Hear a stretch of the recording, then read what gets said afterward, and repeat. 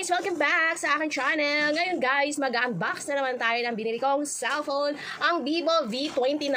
Yan. Ang Vivo V29 guys, ang price nito ngayon is 26,999.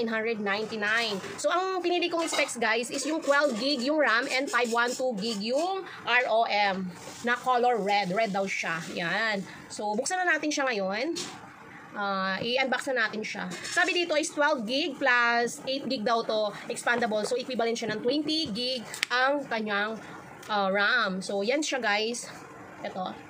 Actually nilagay ko na yung case niya, yung jelly case niya. Pero pag walang jelly case, medyo curve pala to guys. Ito yung red niya.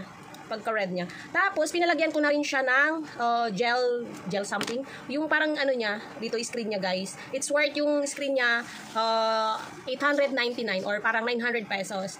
Kasi bawal siyang i-tempered kasi nga, ganyan siya. So, ganito siya kanipis guys, yung B29. Yan. And then, ganyan. Ganyan siya kanipis. Ito yung red. Glossy na glossy siya.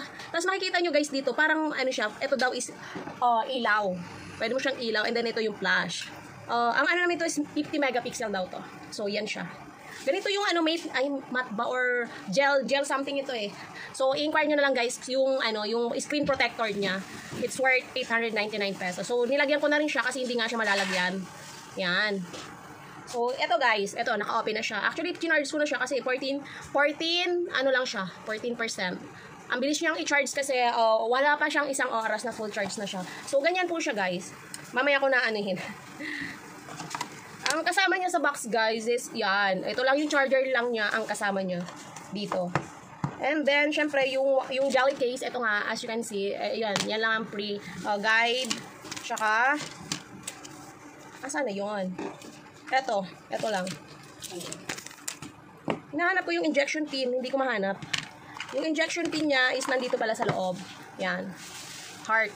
Injection pin niya. Yan lang, wala siya pong kasamang tawag dito. Wala po siyang kasamang headphone. So tingnan natin dito guys sa loob kung anong mga naka-install. Ang laki niya actually. Ilang ba to? Nasaan ba yung specs nito? Yung specs niya naman guys is nandito sa likod ng box. Yan. Dito niyo makikita. Kasi hindi siya kompleto unlike sa iba. So, B29 siya. Ngayon lang. 5GB na rin pala siya, guys. So, ito yung pinaka-screen niya. Mayroon na rin siyang built-in, Netflix, Shopee, Vivo, syempre, YouTube, Lazada, yan, Google Chrome, Facebook. Yan, guys, yung mga naka-built-in niya. So, check natin dito sa sa, tawag dito, About Phone. Nasaan na ba? About Phone. Ba't clone? Wag natin siyang i-clone. Hindi ko makita. Sound, vibration, app, system update. Ito guys yung RAM niya. Totoo nga. 512GB yung niya, ROM. And then, yung kanyang wait lang. Nakaano kasi siya. Yun nga guys. Ito, tama. 12 plus 8. So, equivalent siya ng 20GB yung RAM niya. So, yan. Ang ganda niya guys. So, yung camera nito ang yung camera niya mismo.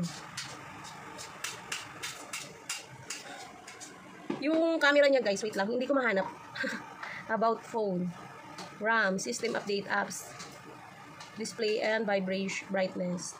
So, hanapin ko lang guys yung nito and then ipapakita ko sa inyo. Yan nga guys, yung B29 natin, yung Vivo B29, yung camera niya guys is 50 megapixel wide angle siya. And may selfie na 4K cinematic vlog mode siya. At saka guys, pwede mo siyang nung dinemo sa akin, pwede siyang dual, front and back na pagsasabihin. Parang pag nagda-vlog ka guys yun. Tapos, ang nito guys, kaya medyo malaki yung kanyang charger. Ito, kasi tinanong ko siya kung gaano siya kabilis. According naman dito is 80 watts fast charging po siya na tapos dual ultra dual stabilization na siya. Kahit nagba-vlog ka guys, halimbawa nagbibideo ka tapos naglalakad ka or pwede kang tumakbo, hindi siya masyadong magalaw. So yun lang guys. Tsaka ang nito sinasabi, naka-curve nga siya guys. Actually naka-curve po siya.